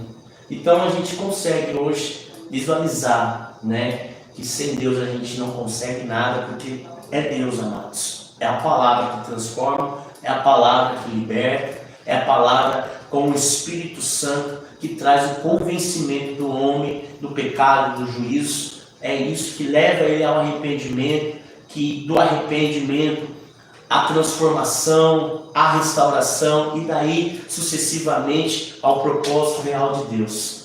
Então a gente entende que tudo que acaba acontecendo, se não for pela vontade de Deus e a palavra, não vai. Verdade. Eu até conversei esse dia, pastor, eu estava conversando com o apóstolo Lisboa, que fez o nosso podcast, e ele estava falando para mim que 85% do povo da igreja, 85% não, eu acho que é isso. Eu não lembro a quantidade agora, eu vou falar uma coisa que não é certeza, mas ele falou que tem uma porcentagem do povo da igreja que está na igreja que entra em depressão e se suicida. E aí é que está. Dentro da igreja. Dentro da igreja tem pessoas que estão. Porque a gente fala de vício, a gente está falando da dependência, que é uma coisa muito forte. Sim, mas também tem o mau século, que é a depressão, a ansiedade. Por quê? Por que eu tenho vício? que a pessoa, uma coisa que eu tenho pregado muito no YouTube é: você quer algo de Deus ou quer algo com Deus? São duas palavrinhas pequenas, mas que faz uma diferença. E o com. Mas as pessoas estão procurando muito, porque o ensinamento, muitas vezes, da igreja tem: você vai honrar, Deus vai vir, Deus vai te abençoar, Deus vai fazer isso, Deus vai te dar, Deus vai te dar, Deus... E a gente viu por aqui, acabamos de falar, que muitas vezes não é isso. Não. Então a fé da pessoa, às vezes a fé da pessoa está num testemunho, infelizmente. Ela está numa pregação que ensina ela errada, que Deus, se ela fizer, Deus vai dar, então parece que é uma compra. Meu Deus, é. Você entendeu? Parece que ela está comprando a Deus. Então quando ela coloca a fé nisso, e o milagre não acontece na vida dela, ela começa a cair. E a nossa fé não tem que estar eu disse hoje, a nossa fé não tem que estar no pastor, não tem que estar no testemunho, porque se o testemunho atrai a pessoa para Cristo, sim, porque vem a mudança, isso não pode negar, isso atrai, só que não converte, porque sim, senão o povo de Israel é um povo mais santo, mais convertido. Não iam andar 40 anos no deserto. Sim. Porque eles viram tudo que viram. E mesmo depois viram muito mais. Sim. Então a gente vê assim que a fé tem que estar na palavra de Deus. E o que tem acontecido, as pessoas têm colocado aí, está na igreja, mas fuma, está na igreja, mas está no vício da pornografia, está na igreja, mas está no vício da bebida, está na igreja, mas está no vício. E tá, parece que liberando, então está tendo suicídio, está tendo ansiedade, está tendo depressão, porque a fé dela não está focada no lugar certo. Como é que essa pessoa, pastor, pode a gente ajudar essa pessoa nesse momento que está com essa fé? A primeira coisa é como fala, né, em Romanos, se eu não estiver enganado, é 8, que fala: não vos conformeis com este mundo, mas renovai a sua mente, né? E através disso você vai viver a vontade de Deus, que é boa, perfeita e agradável. É a renovação, porque a gente vê que a palavra fala que os deuses desses séculos têm cegado o entendimento de pessoas. E isso tem sido uma grande limitação e cancelamento, né, de apostasia à fé, né, onde eu me prendo ao que Deus faz e não a quem faz. É isso. Você vê que hoje nós preferimos ir mais atrás do milagre do que do dono do milagre. Vale mais o milagre do que o dono. E a gente estamos trocando algo que é passageiro, a gente deixa de ter algo que é eterno por algo que é passageiro. Porque o milagre uma hora passa, irmão. Olha que interessante, Lázaro, ele morre. Sim ou não? Sim. Mas depois Jesus vai lá e faz o milagre da ressurreição. E Lázaro, ele volta à vida. Agora o milagre da ressurreição na vida de Lázaro aconteceu. Mas isso impediu de Lázaro morrer de novo? Não. Agora, o próprio Jesus na mesma fala, ele vai dizer que aquele que estiver nele, ainda que esteja morto, viverá. Vale mais o dono do milagre do que o próprio milagre. Aí a gente troca, né? Ao invés de estar com o dono, a gente quer estar com o milagre. E aí é onde a gente perde. Então fica a dica: melhor do que o milagre é o dono, porque quem tem o dono tem tudo. Tem milagre, tem provisão, tem proteção. Então que a nossa escolha esteja naquele que faz e não naquilo que está acontecendo na nossa vida, né? E é verdade, né, pastor? A gente vê, porque eu tenho visto muito isso, né? Das pregações que eu tenho feito, as pessoas têm conversa ali com a gente e tem buscado muito ela só o que é de Deus, só o que é de Deus. E quando ela vê, ela se decepciona porque não aconteceu aquilo que ela queria, pronto, desanima. Não fez, Ansiedade, aí fica ansiosa porque nossa, eu tenho que pagar uma conta, eu tenho que estar isso, eu tenho que estar aquilo. Aí Deus não trabalha a ansiedade. Nem um pouco. Né? Porque a gente fica ansioso. Sim. Né? E ter uma ansiedade é até normal, porque a gente sabe, no dia a dia não é fácil para a pessoa. Mas se ela não ficar na fé com Deus, na palavra de Deus, porque a palavra de Deus é aquela a palavra de Deus que nos traz a fé. E a fé vem pelo ouvir e ouvir a palavra de Deus. Então não tem como só ficar, se a pessoa não tiver uma intimidade com Deus, uma leitura bíblica, né? Eu até disse, você quer prosperar nessa terra? Josué 1, versículo 8 e Salmos 1. Ele vai dizer tudo isso. Medita na minha lei de dia e de noite e prosperarão os seus caminhos. É isso que funciona. Ele fala especificamente, né? Primeiro, não te aparte da tua boca o livro dessa lei. E nele medite de dia e de noite. E além de meditar, fazei conforme cada palavra. São três coisas: é mencionar a palavra, é meditar na palavra e obedecer, executar a palavra. Fazendo assim, prosperará nessa terra. É difícil, porque a gente olha, lê, vê como algo fácil de ser aplicado. Mas a gente sabe que é difícil. Mas eu digo sempre para os meninos: entenda que as coisas de Deus nunca vai ser fácil, irmão. Mas vai ser gratificante. Tem coisa que é fácil, mas não é gratificante. Mas as coisas de Deus que é difícil, com defeito, com muito sofrimento, com muita luta, no final você acaba sendo recompensado. É gratificante. Então a gente sabe que nem a gente, você falando de ansiedade, né? 1 Pedro, né? Capítulo 5, verso 7. A gente vai entender algo muito importante para que algumas circunstâncias e situações da nossa vida, da doença da nossa alma, seja eliminada. Que é o que ele fala: lance sobre ele toda a sua voz, a sua ansiedade, porque assim ele tem cuidado de vós. E a gente sabe que lançando, depositando em Deus aquilo que nós não temos a capacidade de suportar, nós estamos abrindo mão daquilo que nos faz sofrer e entregando na mão certa de quem nos faz nos fortalecer. E aí a gente desfruta de uma liberdade, de uma cura, de uma restauração. Hoje a autossuficiência tem sido a pedra de tropeço de muitas pessoas. A gente não entrega para Deus o que é para ser para Deus. E não é só a questão das coisas boas, irmão. Eu sei que Deus ele recebe as coisas boas, mas Ele quer as ruins também. Porque Ele não tem problema das coisas ruins. Quem tem problema das coisas ruins somos nós. Ele não tem problema com a sujeira, porque Ele é a própria água viva que nos limpa. Quem tem problema somos nós. Foi o que Ele fez. Quando o Senhor falou, Ele pegou as águas que trouxeram para Ele, eram as águas que purificavam, eram águas sujas. Que os judeus iam lá, se limpavam as mãos, daí ficava lá. E Ele transformou aquelas águas sujas em um vinho novo.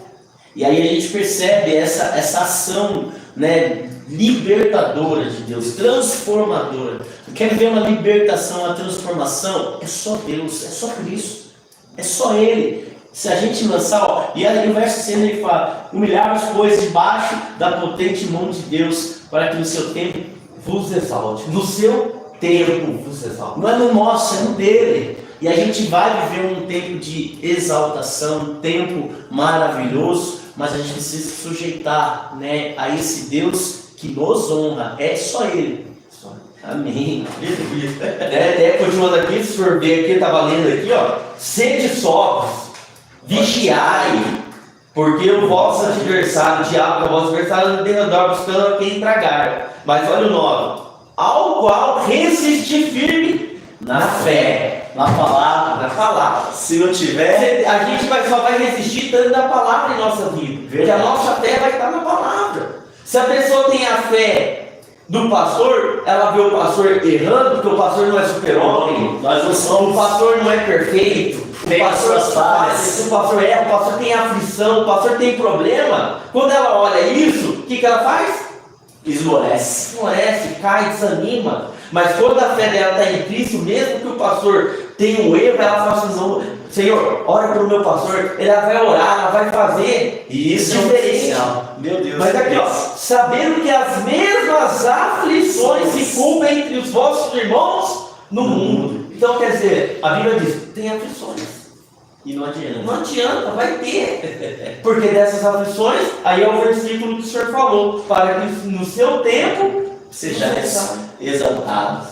Nossa, foi uma aprendizagem muito grande, pastor. Amém, pastor. Que Glória a Deus, pastor. Ele está contribuindo para esse projeto lindo. Pastor Marcos, saiba que isso aqui não é ainda o que Deus tem para o pastor, tem muito mais. Né? A gente tem uma passagem que fala de ampliar as tendas. Né? Isso aqui é só a pontinha do iceberg. E eu tenho certeza, em nome do Senhor Jesus, que isso aqui vai se tornar algo muito grande. Que envolve Deus. Né? É assim, começa pequeno. Mas Deus, ele exalta. No tempo, ele exalta. Então tenha fé que Deus, ele vai te exaltar de uma forma gloriosa. Não que ele não esteja, né? Eu creio que ele já está trabalhando, te exaltando, mas ele tem muito mais ainda, pastor. Glória a Deus.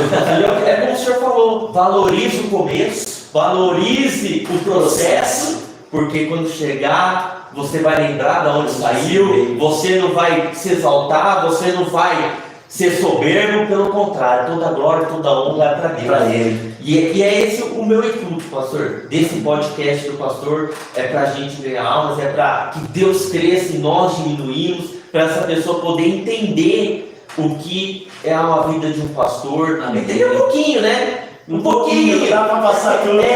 Porque o que o pastor passa, né? Nas madrugadas, as lutas que vem das madrugadas, né? Quantas vezes eu na madrugada, às vezes estava orando para uma pessoa tal, aí ia dormir, de repente o corpo travava, vinha aquela mão aqui, você não consegue virar a pressão, e você travava e olhando assim, sem saber, mas essa é a luta que nós temos, e glória a Deus por Deus ter nos escolhido para ser um pastor, para poder trazer a palavra para você que está nos assistindo. Pastor, obrigado, foi uma honra e um prazer tê-lo aqui conosco. Já vai ter mais oportunidades, espero que o senhor aceite essas oportunidades, vai ter de novo, já é o meu convidado novamente. Pastor, agradeço de todo o coração mesmo o senhor ter aceito e gostaria que o senhor deixasse a palavra final para os nossos ouvintes, para as pessoas que estão nos assistindo, pastor. Bom, amados, o que eu falo e deixo aqui claro, né? Em Mateus 7,7 diz assim: buscai e encontrareis, batei e abrir-se-vos-á, procurai e achará. Né? A gente sabe que todo aquele que busca, né, encontra, todo aquele que bate se abre, e todo aquele que procura acha. Né? A gente precisa nos movimentar em cima da fé que Deus nos coloca no nosso coração mediante a tua palavra, e confiar que Deus, ele pode todas as coisas, que nós precisamos ter, né, o start, né, o primeiro passo, vir com um passo sabendo que Deus vem como chão. Então não se conforme com a sua situação, com o seu momento de dificuldade, mas deposite, como assim foi falado, né, no Senhor a sua confiança, tendo essa atitude do bater, do buscar, né, para que se abre, para que você, né, encontre, para que você de fato vença, mas vença no Senhor. Então não desista. Deus é na sua vida, Deus é nas nossas vidas, e sem Deus nós não somos nada. E Deus abençoe. Pastor, antes de finalizar, se essa pessoa que está nos assistindo quiser ajudar a igreja, quiser ajudar o ministério, salvando uma nova vida, para ajudar, né? Porque não é fácil. Não é fácil, a gente sabe, né? Nós temos a rede social do projeto, né? Pode, fique à vontade agora, pastor, se a pessoa ajudar o projeto. Temos lá, projeto Uma Nova Vida, né? No Instagram, se você entrar lá, você colocando até mesmo, né, no YouTube, nas redes sociais, colocou o projeto Uma Nova Vida, né? Você consegue identificar, né? Só tem, né, esse projeto, então é fácil de se achar, e qualquer ajuda é bem-vinda, né? E eu creio que se também vocês se sentirem à vontade, quiserem me chamar no WhatsApp, ou não, o Instagram mesmo, né? Eu vou passar para vocês, que é Jamerson Araújo, né? Dos Santos. Só colocar lá e a gente vamos estar aí felizes de estar recebendo aí a sua força, a sua contribuição e a sua ajuda. Eu digo que não é somente com a semente ou com qualquer doação, nada disso.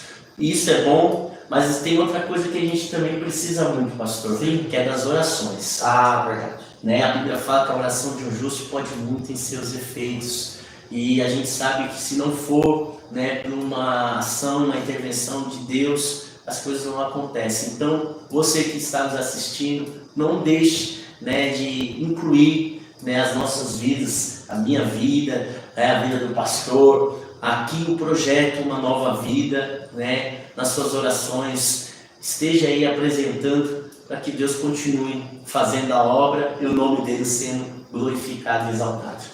Amém, pastor. Muito obrigado novamente, pastor. Amém. Deus abençoe a vida do Senhor, o Amém. ministério e toda a família do Senhor. Amém, pastorzão. Que Deus abençoe. E tamo junto. Amém. Amados, chegamos ao final de mais um podcast do pastor. Lembrando que o podcast do pastor está toda quarta-feira às 8 horas da noite e todo sábado às 3 horas da tarde. Compartilhe esse podcast, deixe o seu like, comente nesse podcast, curta aí, ative o sininho, se inscreva no nosso canal para que nós possamos alcançar mais e mais vidas e poder ajudá-las, poder salvar essas almas que necessitam, porque aonde nós não podemos ir fisicamente, eu tenho certeza que esse podcast, esse vídeo, esse canal do YouTube vai chegar até as pessoas. Amém? Que Deus abençoe, fica na paz e viva com o Senhor Jesus.